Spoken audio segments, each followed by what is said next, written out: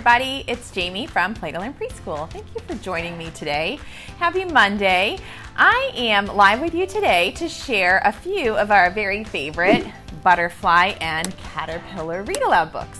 So I feel like I could probably teach this unit for like 2 months straight because I love the insects unit. I love teaching the kids all the vocabulary and observing. You can see we've got our caterpillars and butterflies all set up in our science center this month, and I have 2 complete file boxes.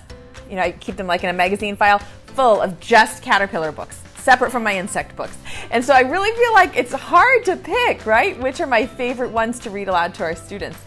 Today I've picked out, a handful of my very favorites. I've put them in order for you from the easiest ones, so the ones that are best for the youngest kids, to the more difficult ones that require a little bit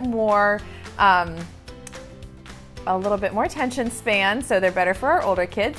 And I would love to hear in the comments what your very favorite butterfly and caterpillar books are.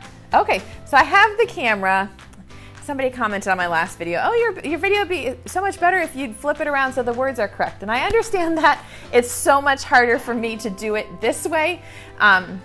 It's just weird the way that it looks for me, but I am gonna try. I put it so you can see all the words are correct, and then when I hold up the books, they will be facing the right direction for you. So I apologize in advance if I seem clumsy. It's hard to understand unless you're doing it, but it's for the camera to be correct for you, it has to look completely backwards for me. So anyway, the very first book, which of course I think is one book that should be on every child's bookshelf. If your kid only has 2 or 3 books in their entire bookshelf at home, I feel like this should be one of them. The Very Hungry Caterpillar by Carle is my very favorite book of all time, but also my very favorite caterpillar book. I have to tell you a little quick personal story about this book. When I was in kindergarten, I had the world's best kindergarten teacher in 1980-ish, 82. She still is like my very favorite teacher ever. And she had a rule that if you learned how to read a book, that you could sit in her teacher chair in kindergarten and read it to the class. And so, of course, like the first week of kindergarten, I ran home to my mom and I was like, I'm going to learn how to read a book so that I can sit in the teacher chair and read it to the class. That began like my teaching career, right? And when I was 5 years old. And this is the book that I memorized. I could not read, but this is the book that I memorized so that I could read it to my class when I was 5 years old in kindergarten. And to this day, it's still one of my favorites. So, The Very Hungry Caterpillar, of course, is the story of the little caterpillar who is very hungry and eats through 1 red apple, 2 oranges on Tuesday. Please tell me you all have this book. It's the best one. So don't forget about this when you're doing the insect unit. The others I'm going to share with you, though, might be a little bit lesser known. Hi. Okay, so here's another one of my favorites. It's called 10 Little Caterpillars by Bill Martin Jr., and it's illustrated by Lois Ehlert. And this is a very simple rhyming book. It's great for counting. It's great for ordinal numbers, 1st, 2nd, 3rd, 4th, all the way up to 10th. And it has some really cool illustrations in it that are similar to the actual caterpillars and butterflies. So I'm going to show you. A lot of Lois Ehlert's books are like that. 10 Little Caterpillars. You guys familiar with this one? By Bill Martin Jr. The first little caterpillar crawled into a bower. The second little caterpillar wriggled up a flower. You see them right here? And they're all labeled. So the flowers are labeled and the caterpillars are labeled. The third little caterpillar climbed a cabbage head. The fourth little caterpillar found a melon bed. Aren't they beautiful, these illustrations? And of course up to the 10th one. And then the 10th little caterpillar is hanging patiently, waiting, until by and by, the 10th little caterpillar became a butterfly. And then what I love about all of Lois Ehlert's books is she identifies each type of caterpillar and then of course what kind of butterfly they'll become. So the Buckeye caterpillar and all of the different ones. And this is the kind that we have in our classroom, so I like to show my kids. This is the Painted Lady caterpillar, It likes to feed on thistle leaves and other plants like daisies, and ours were eating milkweed. And then this is what they look like when they come out. It's similar to a monarch, because a lot of the times the kids will think that the painted ladies are monarch. But it's a great little book. So we have it on CD. I think well, obviously, got it from Scholastic, so my kids like to listen to this one over at our listening center. If you read 10 Little Caterpillars, then the next day, the book you want to read to your students is Waiting for Wings by Lois Ehlert. We've done a lot of other videos about how I like to teach my students some really important comprehension skills from a very early age, from the time they are first in preschool. And one of the things that we like to teach them is to say, oh, that book reminds me of another book. And so if you read 10 Little Caterpillars one day, and then you read Waiting for Wings the next day, especially now with my students, it's May, and we've been doing this, for 9 months. As soon as I pull the book out, the first thing they say is, Miss Jamie, those pictures remind me of the pictures in the book we read yesterday. I'm like, yes, of course they do, because it's the same illustrators. She looks, her illustrations look very similar. So if you've been teaching those comprehension strategies, your students will hopefully say, this book reminds me of this other book. Waiting for Wings is a beautiful book. Again, they're real flowers and real pictures that she illustrates and then labels. But it says, out in the fields, eggs are hidden from view, clinging to leaves with butterfly glue. Soon, caterpillars hatch. They creep and chew. Each one knows what it must do. Find a place where winds don't blow. Then make a case in which to grow. Caterpillar changes now begin. Body and wings take shape within. When it's time, each case is torn. Wings unfold, new butterflies are born. They pump their wings, get ready to fly. Then hungry butterflies head for the sky, looking for flowers with nectar to eat. They catch a whiff of something sweet. They follow that fragrant scent of perfume until they find our garden in bloom. We've been waiting for wings. And I actually read this one to my students today because today's the 10th day that our chrysalises have been in their chrysalis, have been their little pupa. And it usually takes just about 10, depends on the weather, right? Depends on the temperature in the room. 10 or 11 days before the butterflies come out. So I fully expected that we would have a couple of butterflies today. And even now, in the afternoon, they still are hanging out in their chrysalises. I'm so eager for them to pop out.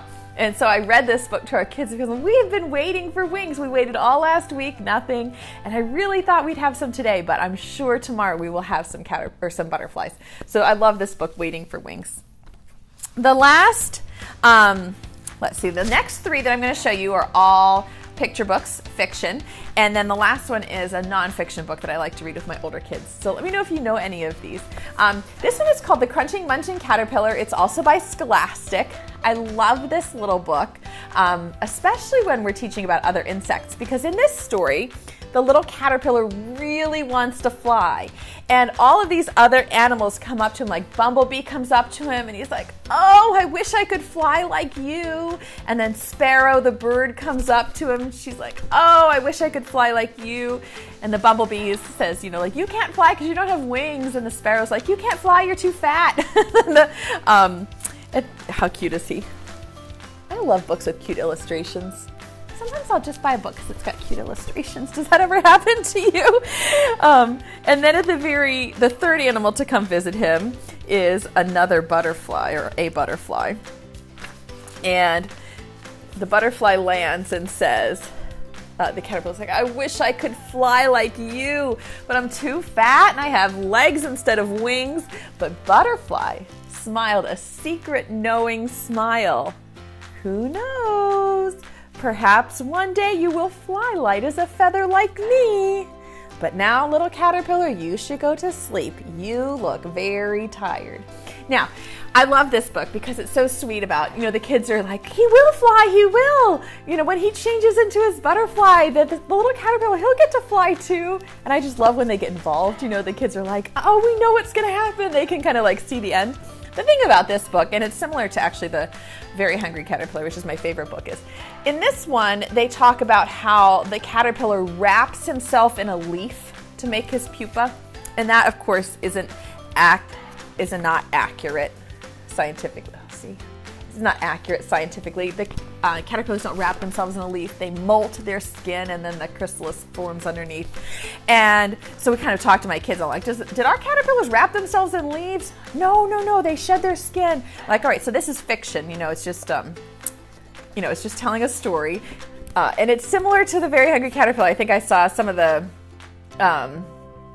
comments go by, but the caterpillars that turn into butterflies, they don't make cocoons, and Eric Carle definitely calls his pupa a cocoon. And so we always like to point out to our students, like, he did that because he's the author and he was taking some, liberties with it. But the truth is that caterpillars that turn into butterflies make a chrysalis, and caterpillars that turn into a moth, they make cocoons. They're a little bit different. And we even talk with my older preschoolers, not so much with my little ones, but about the difference between a moth and a butterfly, and about the difference between a chrysalis and a cocoon. One hangs and the other one is attached, by its side to the stick or whatever. So we point that out, but it's fiction. So sometimes the author just takes some liberties with it and wrap himself in a leaf. This one is called From Caterpillar to Butterfly. It's one of those read aloud science books that come in stages. It is by Deborah, Heiligman. I'm sorry, Deborah, I'm butchering your name. And this thing that I love about this is it is about a painted lady caterpillar.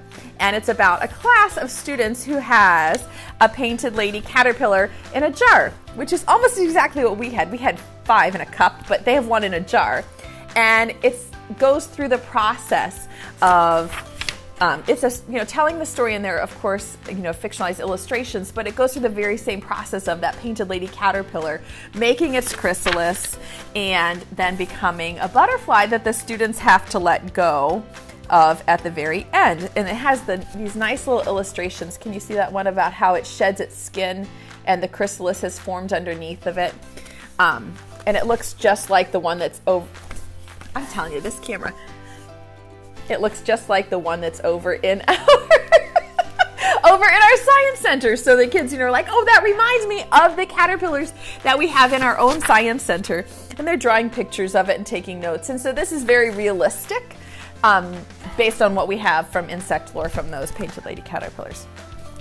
I have 2 more for you. Hang in there. Thank you guys so much for joining me. I would love to hear too in the comments I mentioned at the beginning, but if you're just joining me, what are your favorite butterfly books? Maybe I'll add a few new ones to my collection. Jen will kill me though, because I already have too many to fit in our little space for the butterfly books.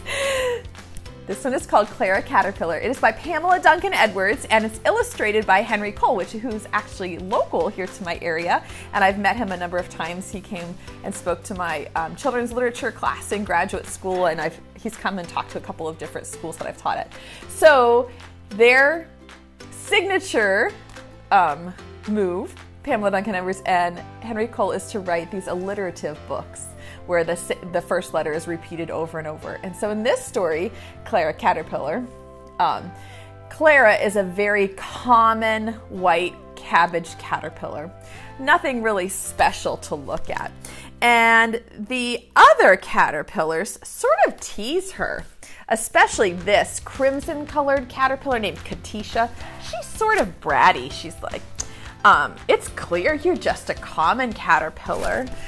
You're nothing special. Look how beautiful I am. And it's interesting for the kids to kind of talk about, is that very kind, or, should they be picking on her like that? So these are all the little caterpillars. And then this is Katisha, this bright, beautiful crimson-colored butterfly. And so little Clara Caterpillar, she's starting to feel a little bit bad about herself because all the other caterpillars are so beautiful and all the other butterflies are so beautiful. Something terrible happens. There's a crow. And do you know what crows like to eat? Our class puppet is a blackbird, so I always tell that we have to keep her in the mailbox when the butterflies come out so she doesn't try to eat them. And the mealworms too. the crow is going to want to snack on the butterflies. And of course, the one that he sees this crow first is Katisha, the crimson colored butterfly, because she stands out. And so all of a sudden, Clara comes to the rescue and she distracts the crow and says, look over here, look over here. And when the crow leaves the other brightly colored butterflies alone, she camouflages herself into these camellia bushes. And because she's white and the flowers are white, look at that, the crow can't see her. And the crow gets frustrated because he can't find these butterflies for his snack. And all of the other caterpillars realize that Clara has saved the day by camouflaging herself and letting them give a chance to get away. And so they say, Clara, you're so clever. I could never camouflage myself like you. I'm too colorful. I was crazy to scoff at your cream color. It's incredible. And then the other little butterfly says, and it's cute too, declared Cornelius. So it's a really cute alliterative story. And it brings up a lot of interesting topics about bullying or about how every person has strengths and every person is valuable. Every butterfly is valuable. So the very last line says, Clara is lucky to be cream colored, said Katisha. And I'm a completely contented butterfly, said Clara. So it's a very sweet little story. It's longer. I would not read this one with my 3- and 4-year-olds. Their attention spans just aren't there yet. I did read it with my pre-K students, the ones who are starting kindergarten in August, and they loved it. And we're really able to delve into a lot of those discussions about being kind and about treating each other with respect and about the importance of differences and stuff like that. So. And they got the letter C. They were like, there's a lot of C's in that book. And I was like, yeah, there are. Finally, you can't really talk about any kind of a science topic in preschool without mentioning Gail Gibbons' really amazing nonfiction stories. She has one for just about every topic that I teach. This one is all about monarch butterflies, and it is chock full of information about butterflies, about caterpillars, about their life cycles, and the monarch butterfly also about their migration path. But it is much too difficult for my 3-year-olds. I would only read this with my 4s. So are you familiar with the Gail Gibbons books? What I like to do with this one is after my painted ladies have hatched and the kids have had a lot of time to look at the butterflies and look at their wings, because they do, I think, initially think they're going to look like monarchs. And then I will pull out the monarch butterfly and we can compare the monarch butterfly to the painted ladies that we are growing in our classroom. But you really can't talk about a science unit in preschool without mentioning Gail Gibbons' really amazing nonfiction books. So those are my favorites for the caterpillar/butterfly unit. I shared some of my favorites for the insect unit a couple of videos ago. So if you scroll back on my Facebook page, you'll see some of the other videos that we've done for this insect unit. I'm hoping that the butterflies hatch, and I will do a video tomorrow to kind of talk about how we take care of them after they come out of their chrysalises. And we also have some art projects to share with you. We've got a few good ideas. So hopefully I will see you again this week. And fun. Thank you so much for joining me. Have fun playing and learning with your kids, and I'll see you next time. Bye, everybody.